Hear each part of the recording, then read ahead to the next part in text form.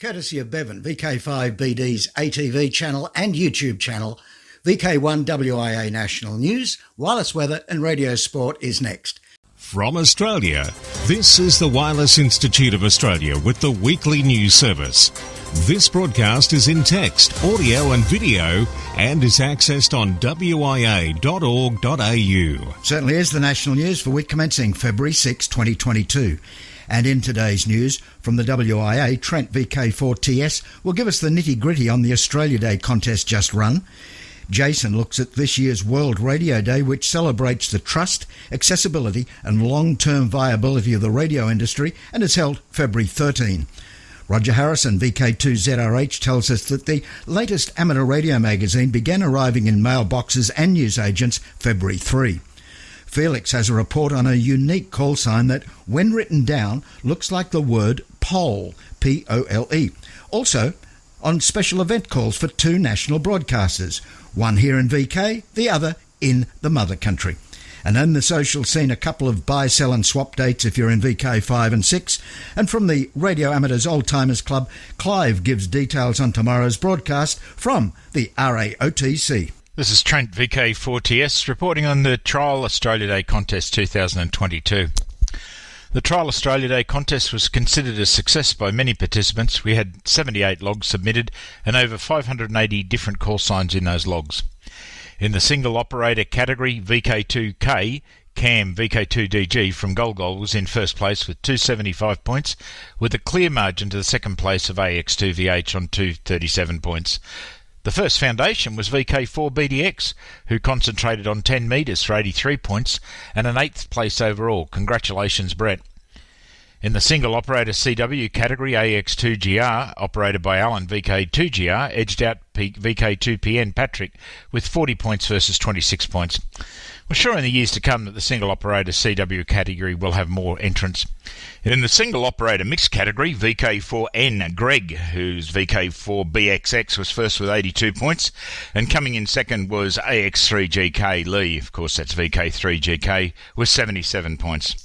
In the single operator QRP category, VK3W was Megan VK3AAK on 30 points, and she edged out VK3P Perrin VK3PT with 24 points. It was a great effort for Megan, and well done to you, Perrin, as well. In the multi-operator, multi-transmitter category, a very lonely VL4R was the winner with 213 points. Well done to Bill and Diane. This has been Trent, VK4TS. This is Editor-in-Chief of Amateur Radio Magazine, Roger Harrison, VK2ZRH. The latest edition of Amateur Radio Magazine began arriving in mailboxes and newsagents from 3rd of February.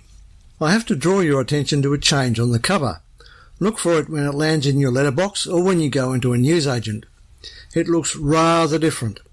However, despite the radical change in the appearance of the magazine banner, Amateur Radio remains the magazine that has served Australian radio amateurs since 1933.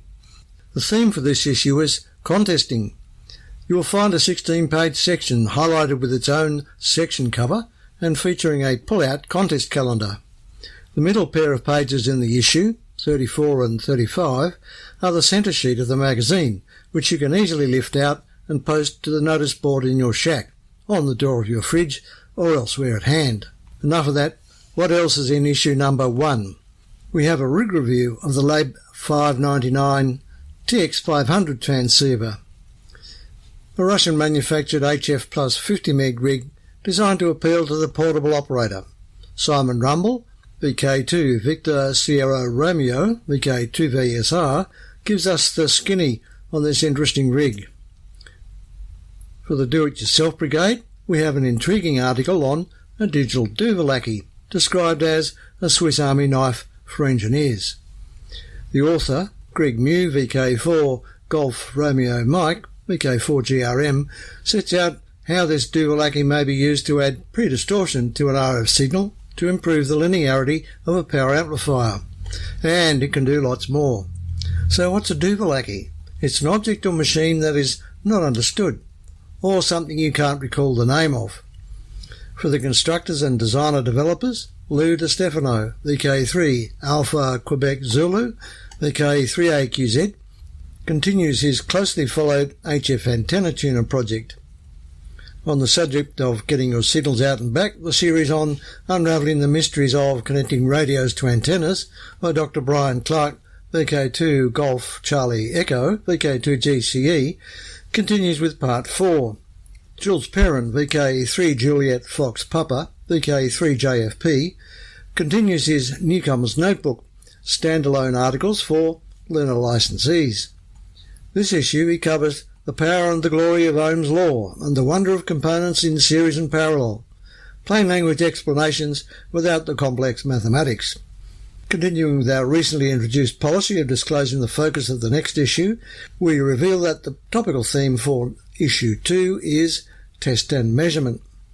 Amateur Radio Magazine, Volume 90, Issue Number 1 for 2022.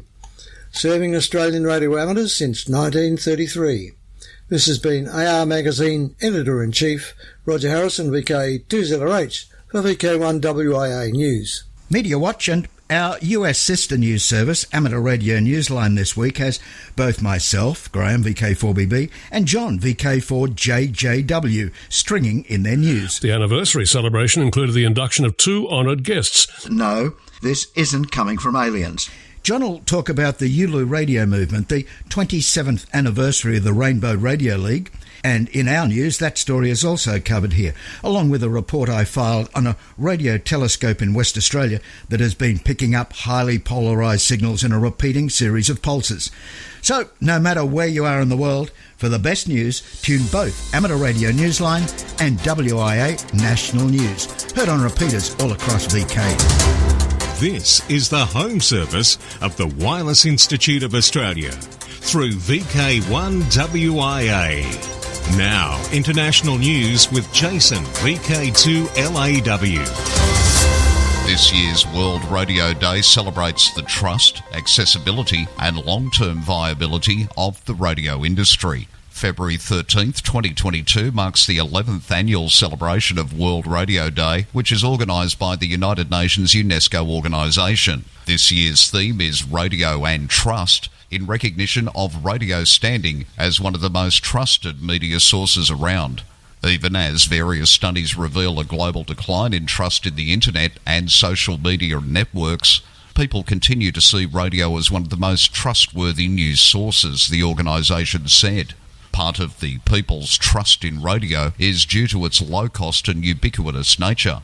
UNESCO said in a statement about the upcoming World Radio Day, radio is thereby one of the most popular means of communications used by an overwhelming majority of people.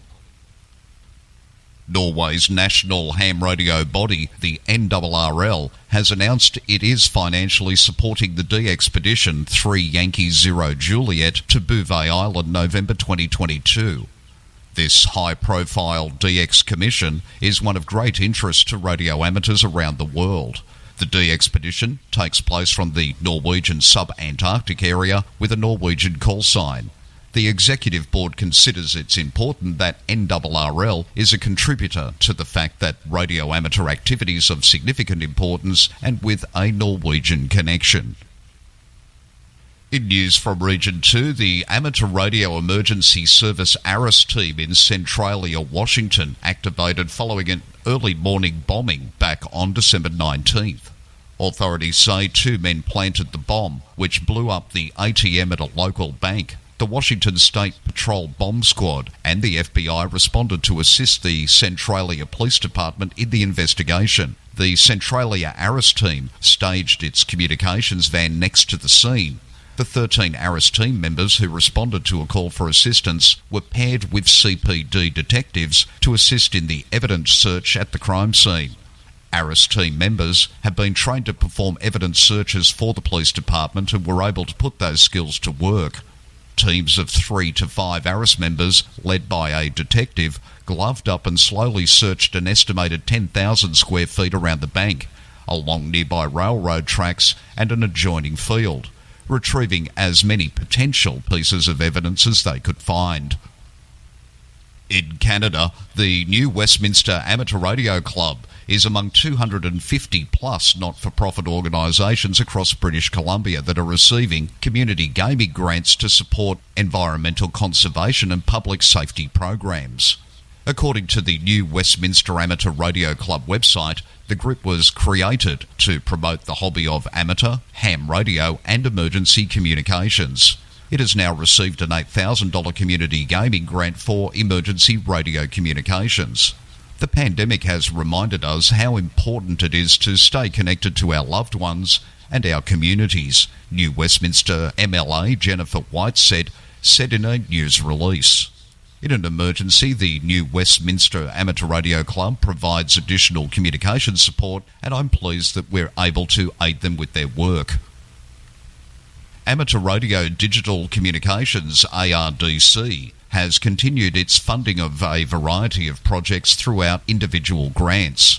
Among the latest is a $318,000 grant to the Society of Women Engineers, which will fund 30 SWE Global Scholarships and contribute to programs that will help women in engineering excel professionally and showcase their achievements.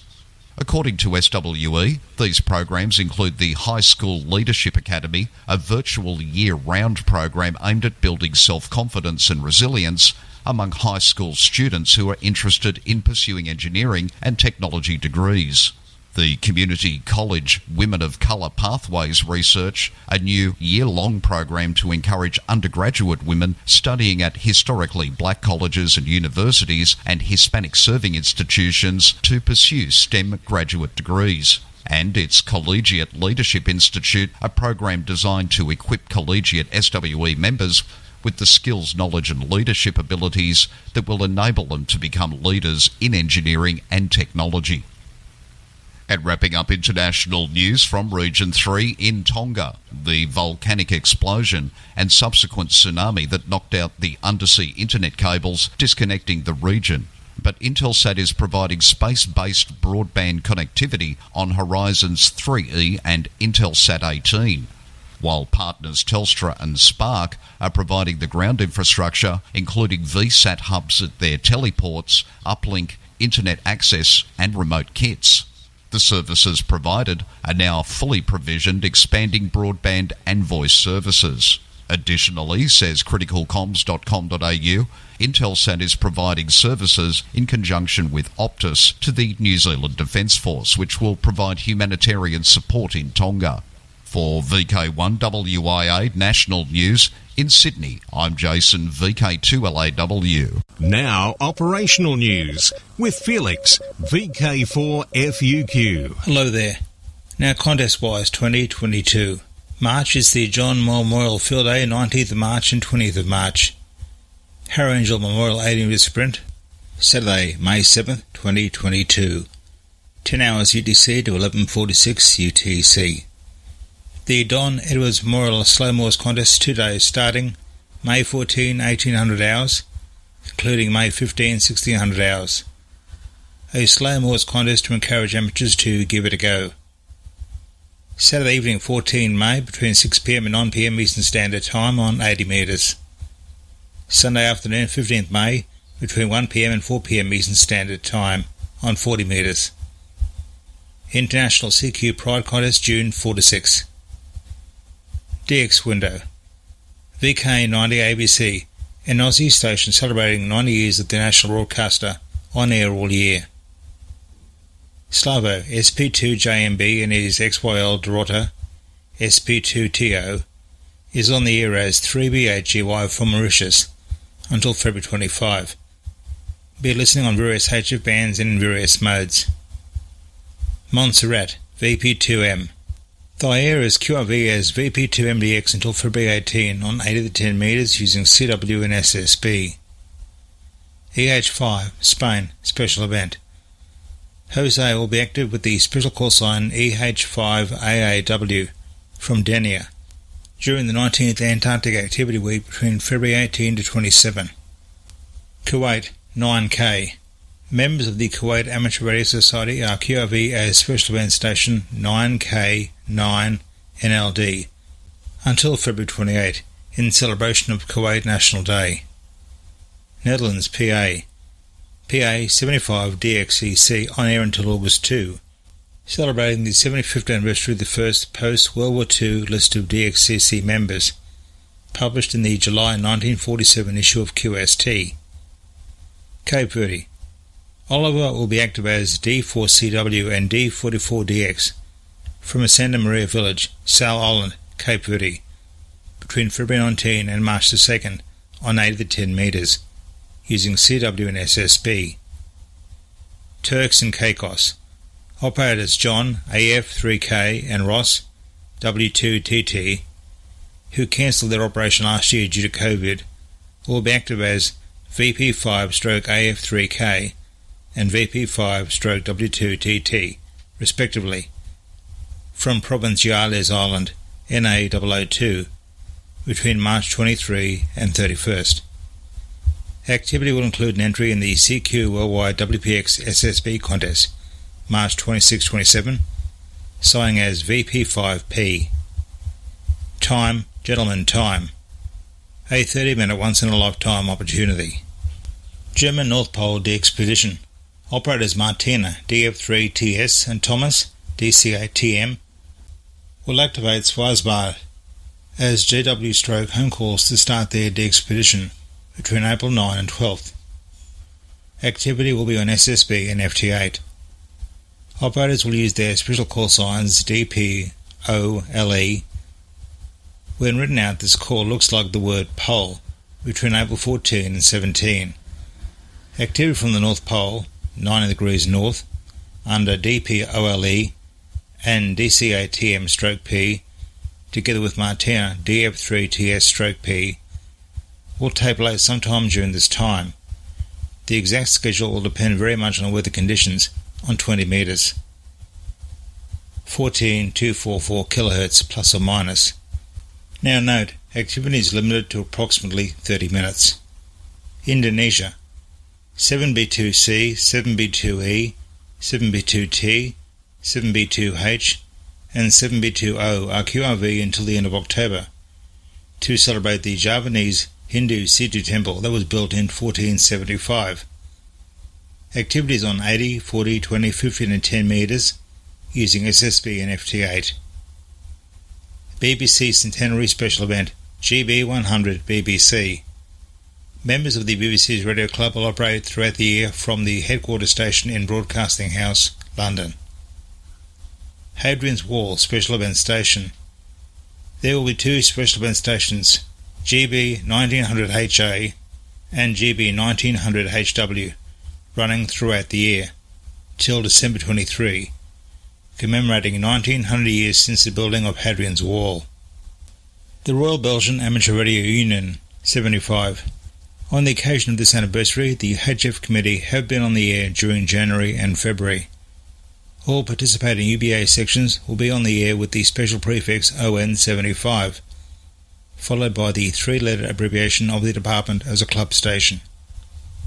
Members of the Irish Radio Transmitter Society will be using the special call sign EI90IRTS to mark the 90th anniversary of the founding of Ireland's National Society. Listen for the EI90IRTS call sign throughout 2022. For VK1WIA National News, I'm Felix, VK4FUQNI. This is the home service of the Wireless Institute of Australia through VK1WIA. Now, special interest group news with Cole, VK3GTV. Hi everyone, first up it's Worldwide Special Interest Group's Astronomical. Well, we've all heard strange transmissions on the air, but perhaps none as strange as these. WIA News Editor Graham, VK4BB, filed this story for Amateur Radio Newsline this week. A radio telescope in Western Australia has been picking up highly polarised signals in a repeating series of pulses, suggesting that the bright object which appears to be its source possesses a strong magnetic field. The scientists at the International Centre for Radio Astronomy Research are detecting the radio waves at a rate of 3 times an hour. An astrophysicist at Curtin University believes this might be a magnetar, something that only existed in theory until recently. Researchers have known about the bright object since it was first seen in March of 2018. The more than 4,000 low-frequency antennas of the Murchison Wide Field Array are picking up transmissions which originate some 4,000 light-years away from Earth. Curtin University astrophysicist Natasha Hurley-Walker has stated that no, this isn't coming from aliens. Thanks, Graham. Worldwide Special Interest Group News, HF Digital Voice. Free DV. That HF Digital Voice mode, based on the open-source modems and codecs developed by David Rowe, VK5DGR, is under continuous development. To popularise this leading-edge technology, Munir K6AQ has organised a worldwide FreeDV Activity Day on February 20th. How can you participate? Easy. Download the FreeDV app and news of frequencies from the links provided in the text edition of this news today, best read on wia.org.au. If you've previously used FreeDV, you'll need to upgrade to version 1.6.1 or later to take advantage of new modes and features, including the ability to have your station reported by PSK Reporter. The latest download also includes audio files of the various modes and a very comprehensive manual to help you get your station set up. Worldwide Special Interest Group's Final Frontier. NASA will announce later this year the 4 astronauts who will slingshot around the far side of the Moon on the Artemis lunar program's first crew mission, currently scheduled for launch in 2024. The crew is expected to include 3 US flyers and 1 Canadian astronaut. The Artemis II mission will follow 2 years after NASA's Artemis I test flight, an unpiloted Pathfinder mission scheduled to launch no earlier than March from the Kennedy Space Center in Florida. Artemis I will be the first flight of NASA's Space Launch System, a heavy-lift rocket designed for lunar missions that's been in development for more than a decade. It will also be the first trip by NASA's Orion crew capsule to the Moon, following a demonstration flight that orbited the Earth in 2014. The goal of NASA's Artemis program is to land astronauts on the Moon's surface for the first time since the final Apollo lunar mission in December 1972. Worldwide Special Interest Groups, Internet, the HAMS domain. Amateur Radio Digital Communications, ARDC, has approved a grant of $889,405 to the Internet Archive. With this grant, the Internet Archive will build the Digital Library of Amateur Radio and Communications, DLARC, an online open access resource that preserves the vital resources, past, present and future, that document the history of amateur radio and communications. The DLARC will provide a key open access educational resource, free to use for researchers, students and the general public. It will also serve as a permanent archive for the preservation of the history of ARDC, its members and key individuals and organisations involved in the broader amateur radio movement. Now over to Clive for Radio Amateur Old Timers News. Hello everyone, this is Clive, VK6 Charlie Sierra Whiskey. On behalf of the Radio Amateurs Old Timers Club of Australia, I wish everyone a happy and healthy 2022 and remind you that tomorrow is the first Monday of the month, time for the RAOTC's first monthly bulletin for this year to go to air. Information that there was to be a temporary cessation of the club's bulletins is wrong. This arose due to producer Bruce VK3UV being unwell, but rest assured that the bulletins will continue as per usual.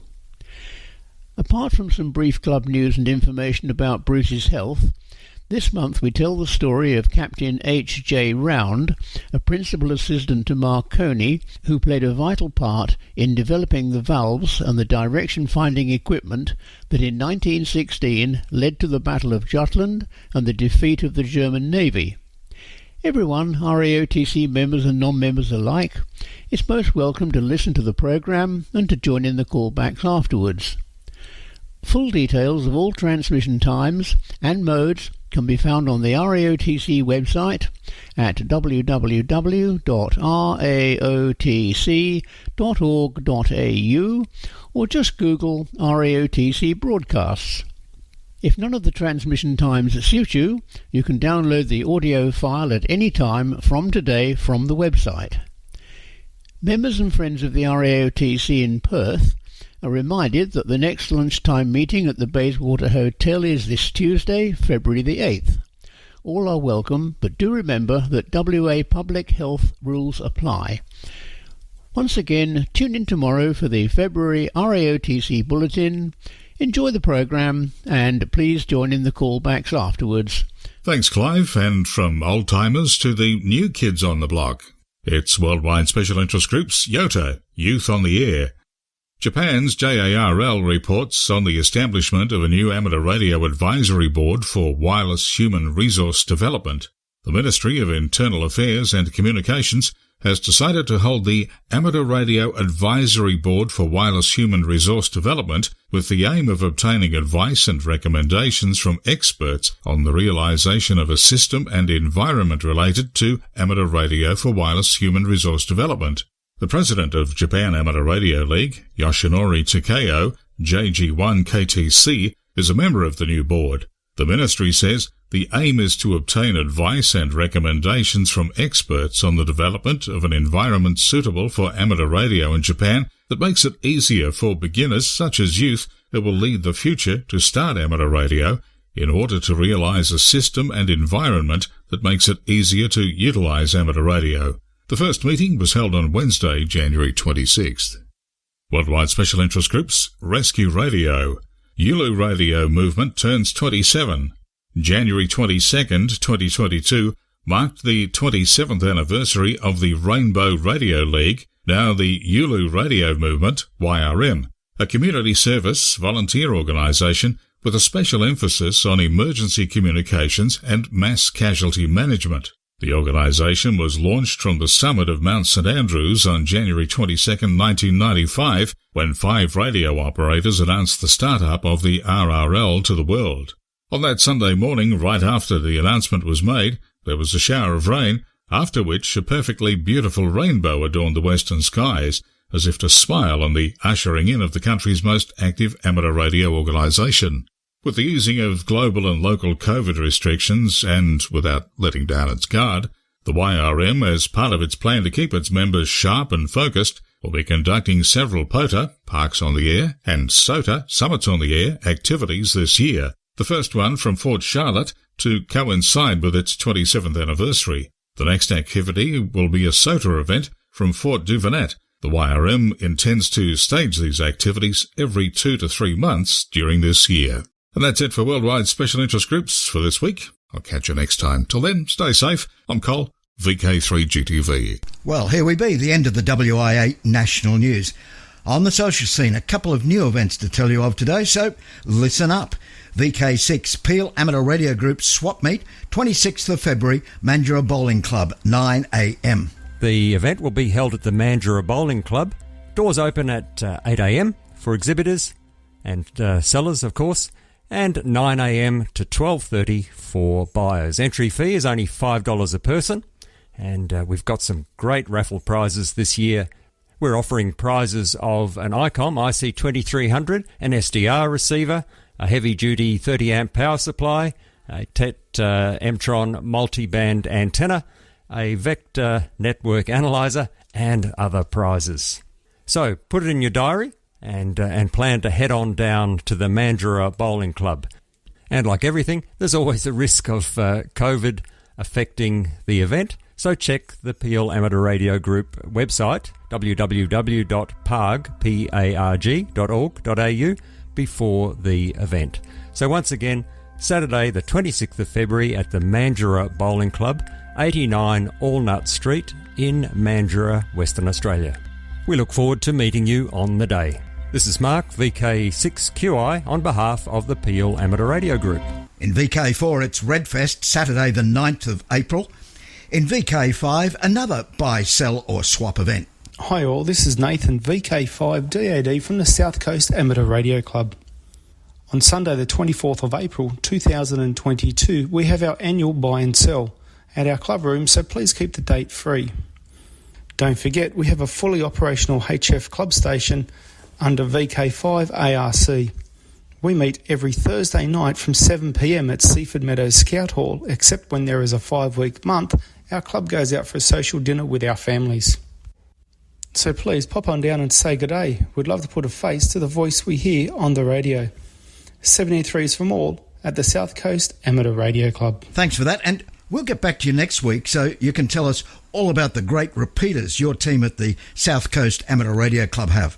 And still in VK5, Australian Fox Hunting Championship and the SERG Convention, Mount Gambier, the Queen's Birthday weekend in June in VK5.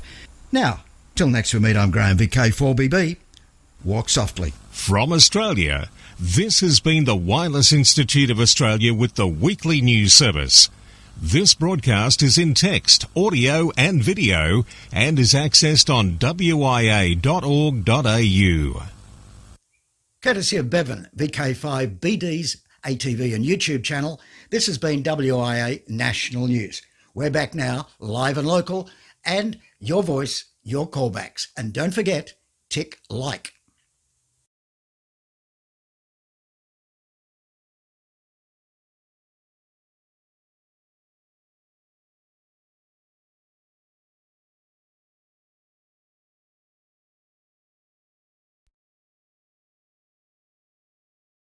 AOTC and all listeners to this broadcast.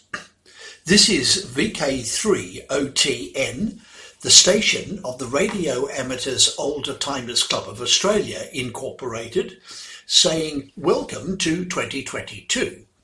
And today, being the first Monday of February, we commence our programs for this year. We trust that you have all been well and had a pleasant Christmas and New Year. It seems only yesterday that we were all caught up with those activities, doesn't it? I am Ian, VK3JS, and apart from our usual thanks to those volunteers who provide relays of this program, I hope that you will find something of interest each month and that you will join in the callbacks after each broadcast. Anyway, you know the drill. Club news. Not a huge amount of activity since we last met, but I'm sorry to have to tell you that my friend and colleague Bruce, VK3UV, has not been at all well during January and is not with us today. However, he sends his best wishes, hopes that you are all well and looks forward to joining us again later in the year. I am pleased to offer a warm welcome to two new members. Doug Rossiter, call signs VK2DCR and VK2EY, with previous call signs VK2KIQ and VK2ZEX.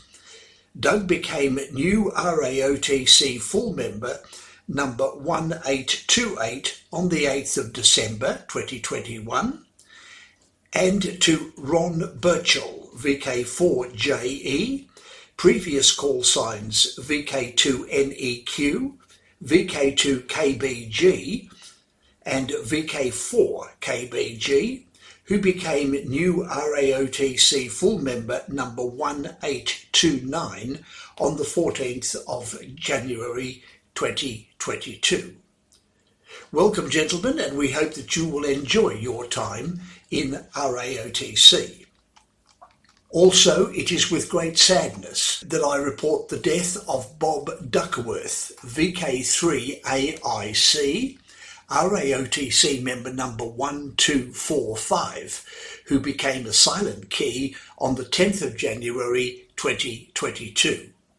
Here in Melbourne, Bob was a very well-known 160 metres operator and occasionally helped with relaying these monthly broadcasts on that band. Amateur radio and the RAOTC have lost a valuable friend, so let us pause a moment in memory of our departed club member.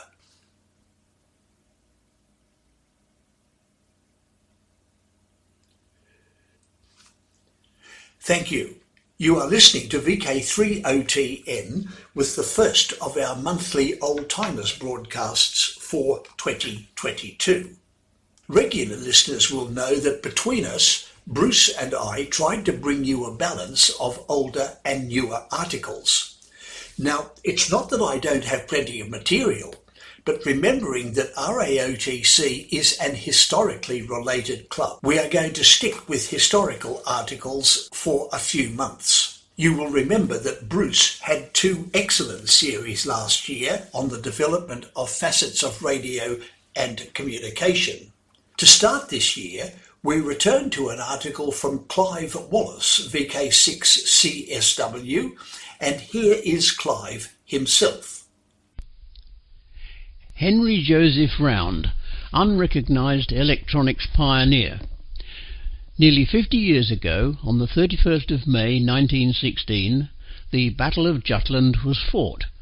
This encounter has passed into the history books, not only because of its profound influence on the outcome of the Great War, but also on account of its epic scale and ferocity. But Jutland is historic in another respect, for it was the first sea battle in which the use of electronics played a dominant part.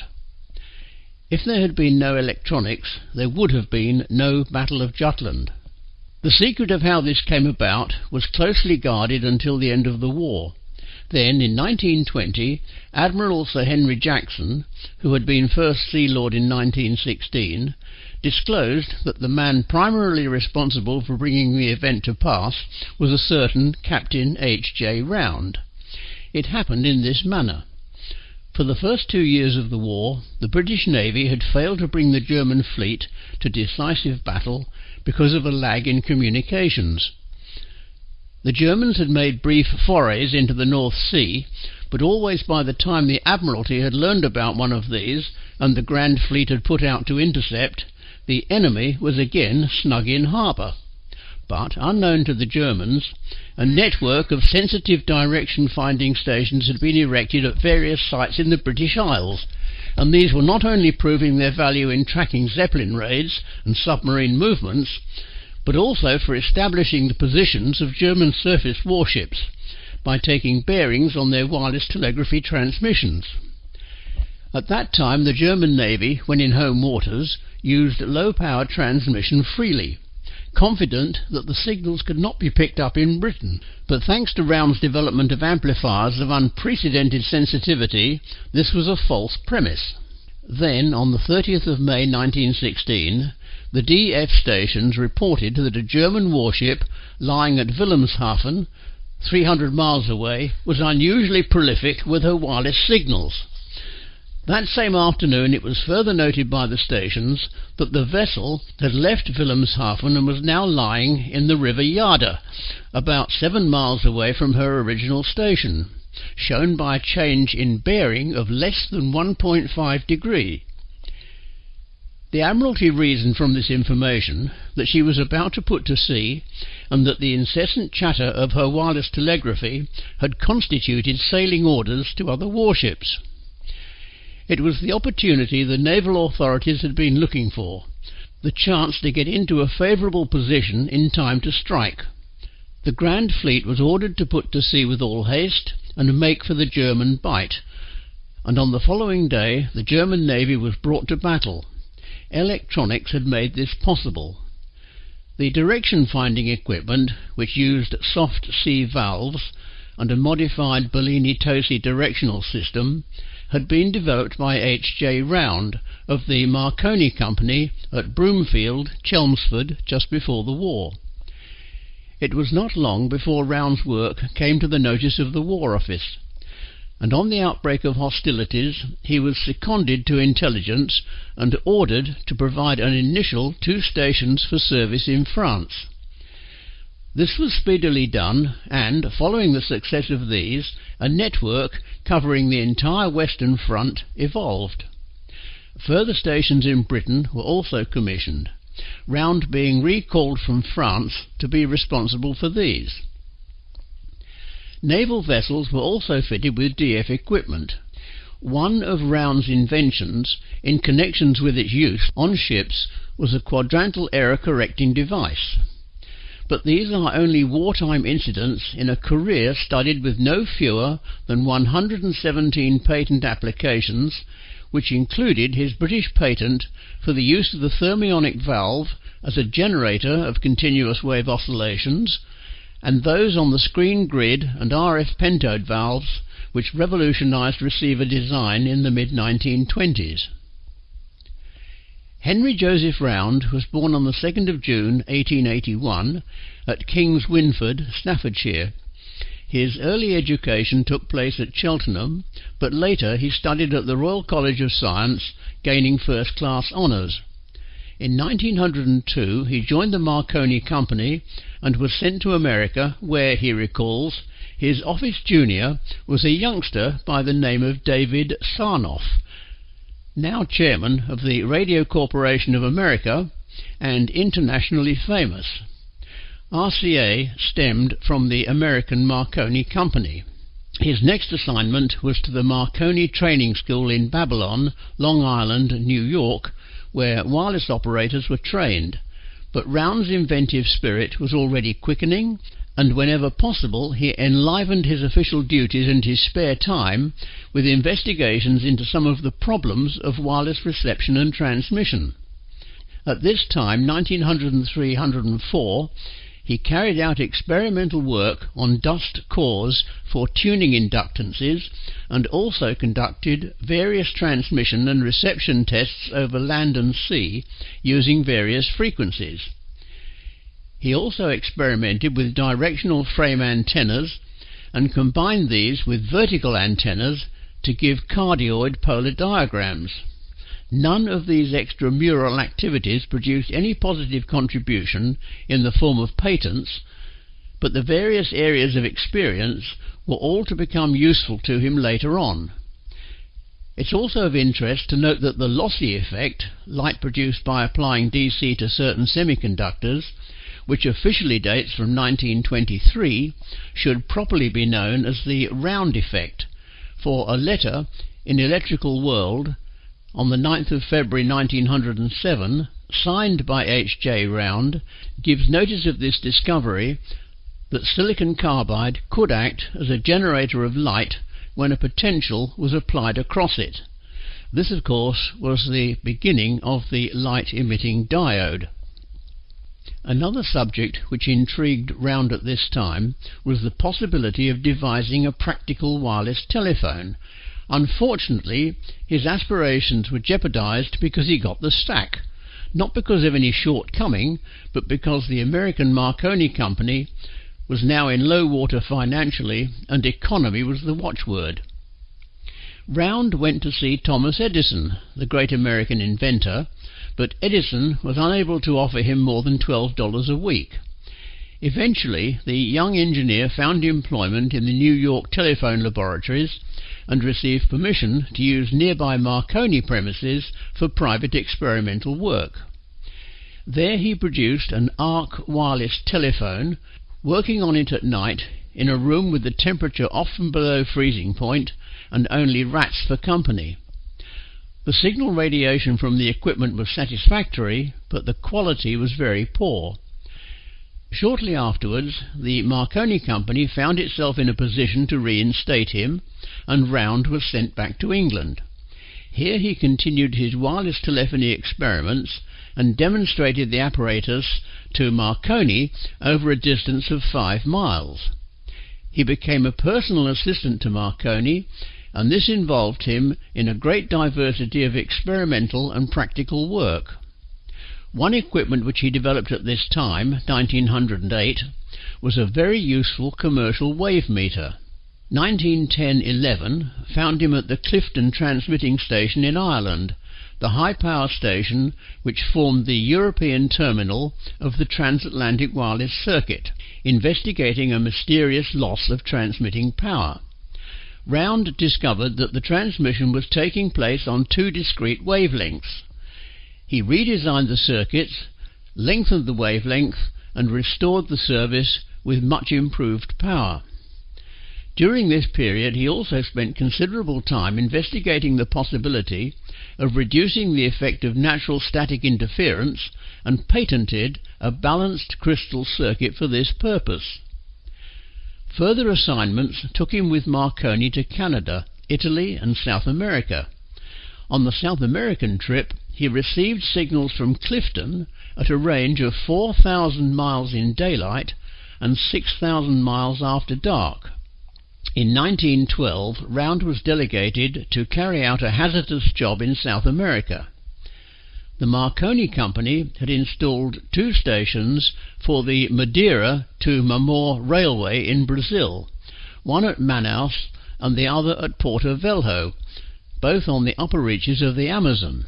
The presence of an unprecedented degree of static interference and heavy signal attenuation over the jungle path had made the company unable to meet its contract guarantee of a traffic rate of 5,000 words per day.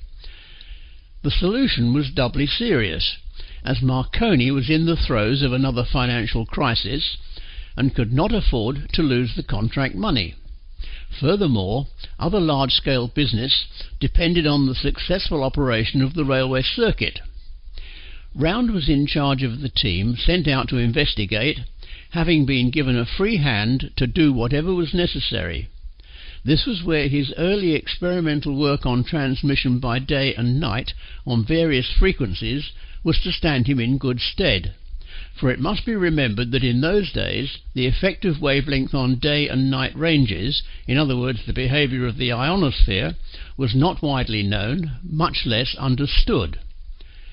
Round's first act was to substitute night working for daylight, a procedure which was so successful that a month's arrears of traffic were cleared in one night. From this, he realised that the wavelength being used, 2,000 metres, was too short for effective daylight operation over the path, and accordingly rewound the inductances and adjusted the antennas at both stations for use on longer wavelengths. This done, it was found that signals were readable in daylight between the hours of 6 a.m. and noon, using only 5 kilowatts, but that any attempt to raise the power to the full 50 kilowatts resulted in breakdown of the Leyden jar capacitors. This was near disaster, situated as they were thousands of miles up the Amazon, in the middle of a jungle with no suitable spares to hand. Round was not beaten. He organised a team of 30 Brazilians, and under his direction they removed the capacitor elements one by one, keeping the service going. The tinfoil was cleaned with boiling oil, and then built up around the edges with copper mosquito netting, the only suitable material available. The operation, first carried out at Porto Velho, took a month to complete, after which the installation at Manaus was given similar treatment. The outcome was completely successful. Now operating on 2,000 metres by night and 4,000 metres by day, the station worked admirably at 50 kilowatts with continuous communication over the densely forested path. The contract guarantees were more than covered, and the customer highly appreciative. This is believed to be the first time that deliberate use was made of different wavelengths for day and night communication. By this time, 1912, Round had proved himself as an engineer of resource and unusual ability, but so far with only 5 patents to his credit. The main flower of his inventive genius, including his tremendous contribution to valve technology, was yet to come. You are listening to VK30TN with the first of our news and information bulletins for 2022. Now continuing with Clive's article. This is the second part of the story of Henry Round, entitled Into the Era of Broadcasting. Probably the most significant single event in the history of radio communication was the discovery that the thermionic triode valve could act as a generator of continuous radio waves, and could therefore provide, amongst other things, a carrier wave for telephony. This forward stride was made in 1913-14. It may seem remarkable, in view of the fact that the De Forest triode valve had already been in existence for 5 or 6 years, that the discovery of its oscillatory properties had not been made by accident, that is, brought about by unintentional feedback. The triodes of those days were, however, woefully inefficient and little more than laboratory curiosities. H.J. Round, after the Amazon incident referred to in the previous issue, returned to England to become deeply immersed in problems of valve amplification, during which period he experimented with various forms of grids in valves that he had had specially made. At that time, Charles Samuel Franklin, another eminent engineer of the Marconi Company, returned from Germany with samples of the Lieben-Reitz soft vacuum valve with the information that another German, Alexander Meissner, had claimed that such valves could be made to generate oscillations. This was news indeed, for the possibility had occurred to both Round and Franklin. Meissner took out a German patent to this effect on the 9th of April 1913, but the apparatus he had used in his experiments was inefficient. The Lieben-Reitz valve was a soft valve using ions rather than electrons to provide the conducting path between cathode and anode, and had a cathode of lime-coated platinum. This type of cathode is said to have lasted only a few minutes in Meissner's circuit, and the power output to have been small. Nevertheless, he achieved radio telephony over a distance of 36 kilometers with this apparatus. Round and Franklin both continued their individual researches, while, unknown to anyone, Edwin Armstrong in the United States was also working on the same problem. In the event, all filed patents for regenerative oscillations almost simultaneously. Meissner was first in April 1913, C.S. Franklin a close second in June of that year, Armstrong third in October 1913, and Round fourth in May 1914. However, this situation needs some qualification.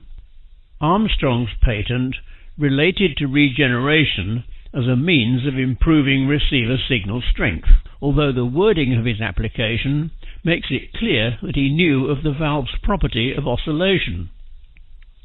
Round, who on paper was a year behind Meissner, developed a much more efficient valve and circuit, and had given a demonstration of valve radio telephony between Marconi House and the Savoy Hotel, London, in 1913. Round's work was consolidated in the early months of 1914, when he and Marconi carried out radio telephone tests between several Italian warships off the coast of Sicily. Excellent performances were obtained between ships at anchor and on the high seas, with ranges of up to 44 miles. A valve, which Round had patented in 1913, used an oxide-coated filament surrounded by a thimble-shaped nickel grid and a cylindrical nickel anode. This type of anode became extensively used. Other patents taken out by him in 1913-1914 include that for an indirectly heated cathode, an auto-heterodyne circuit, later used as the self-oscillating mixer in superhets, and a comprehensive transmission patent which included the first use of automatic grid bias. With the onset of the Great War in 1914, Round redoubled his activities. Several receivers were put into commission for interception purposes. The first valve direction finder was put into operation at Bromfield in Chelmsford, and other important developments relating to valve circuits were carried out there. The valves used were of the soft type, tricky to operate, but capable of a very useful degree of amplification. Round's war work on direction finding has already been mentioned in the previous article, but in addition to this, he and Major Prince, another distinguished Marconi engineer, were responsible for the design of the first aircraft telephony transmitters and receivers in 1916.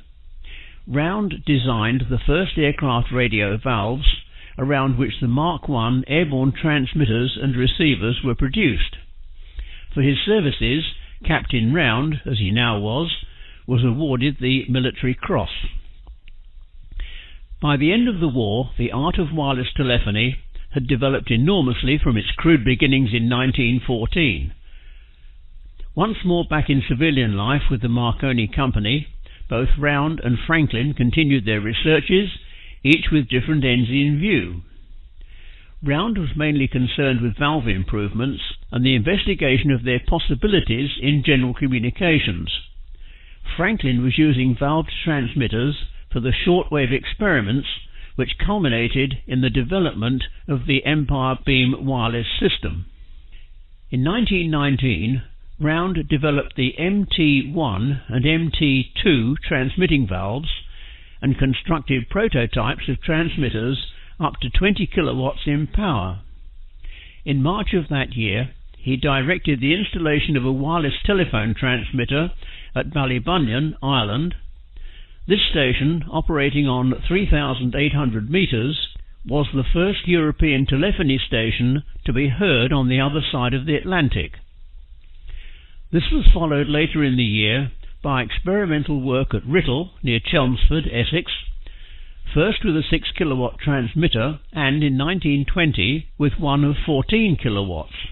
These carried out a series of range tests upon which amateur wireless enthusiasts were invited to report, which they did from all over the British Isles and the continent. The tests, which often consisted of a recital of railway station names, sometimes had musical items interspersed amongst them to relieve the monotony.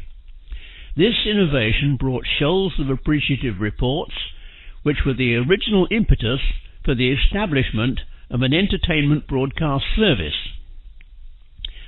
Some listeners may possibly recall the wireless telephony news service, which was inaugurated from Writtle on February the 23rd, 1920, on a wavelength of 2,500 metres. The broadcast by Dame Nellie Melba on the 15th of June 1920, and 2 years later the experimental concerts from 2 Emma Tock, Writtle, which led to the establishment of the original 2LO at Marconi House in the Strand in London. The 2LO transmitter was designed by Captain Round. 2LO was the first station to be taken over by the BBC after its formation in 1922. During the period of hectic activity which followed, Round, regarded as the father of entertainment broadcasting in the United Kingdom, carried out a great deal of research connected with this new field.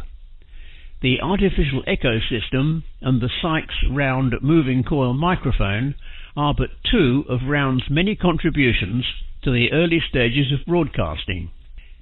In parallel with all this work, Round was also carrying out another huge project.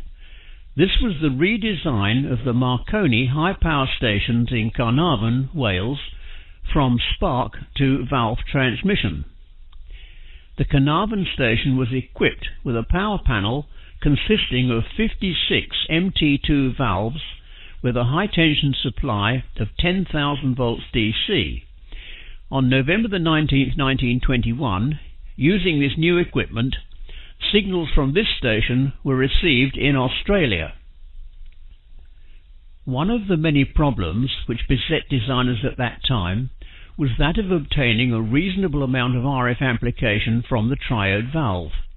In practice, this resolved itself into finding ways and means of minimizing the instability due to internal capacitance between grid and anode, which caused positive feedback and self-oscillation at a frequency close to the operating frequency.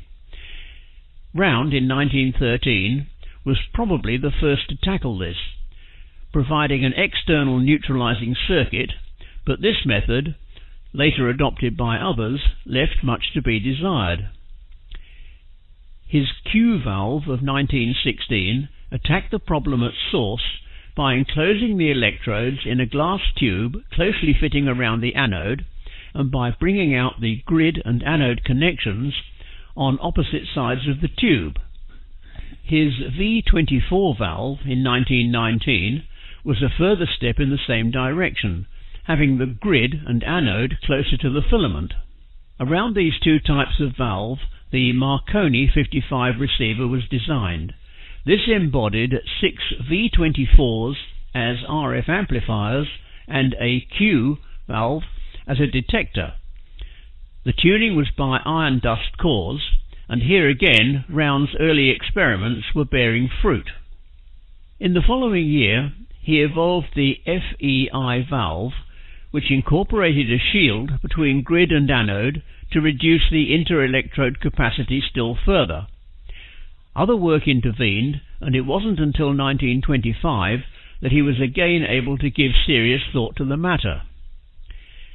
In 1927, Round's new screen grid valve was introduced as the forerunner of a series which revolutionized receiver design with an unprecedented degree of signal amplification per stage. He followed this patent, taken out in 1926, with another in the following year for the RF pentode. His book, The Shielded 4-Electrode Valve, was published in 1927. Going back in time to 1920, Round, in addition to all his other activities, had designed valve receivers for ships and had constructed the first batch of maritime valved transmitters. In 1921, the Marconi Research Group was formed from various discrete research units, and Round was appointed as its first chief. At approximately the same time, Franklin became Chief of Independent Research. Round's output in the 1920s was truly astonishing. He designed the Straight 8 receiver, he produced an electric gramophone recording system, and designed a large audience public address system which was used in 1924 to relay King George V's speech at the first Wembley exhibition. Patents for improvements to valves, to loudspeakers, to gramophone pickups, to portable receivers, to amplifiers, to microphones, to sound recording systems, to antennas, all these and more were filed by Round. He also anticipated the cinema boom brought about by the advent of the talking picture. In 1930, when gramophone discs mechanically synchronized to the film were the order of the day, we find a Round patent, the forerunner of many such, for recording sound on film. In 1931, he resigned from the Marconi Company to set up in private practice as a research consultant. He continued to be closely associated with the company, however, and returned in 1937 in an advisory capacity for work on echo sounding.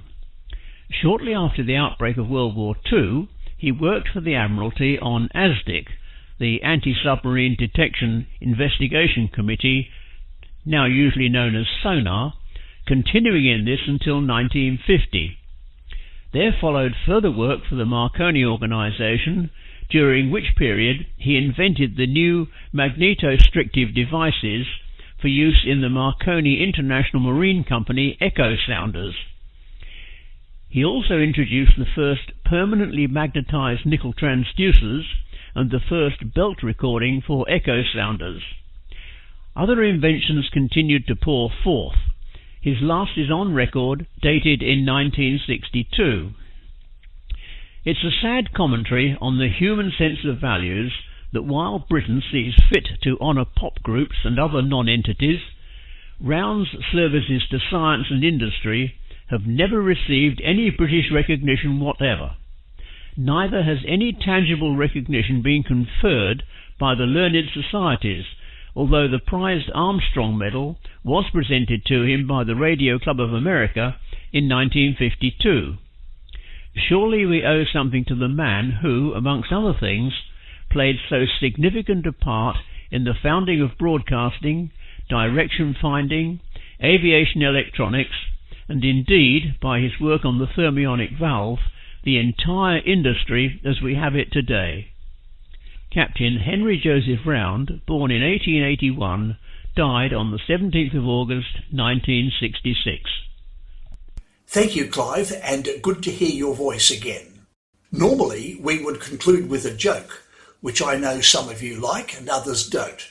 However, the broadcast has been rather long this month, so we may forego the joke until next time. Thank you to everyone who has been with us today. If you have any comments, please do not hesitate to contact us at raotc@raotc.org.au. Please join in the callback. 73 until Monday, the 7th of March 2022. This is VK3OTN, the station of the Radio Amateurs Old Timers Club. Cheers.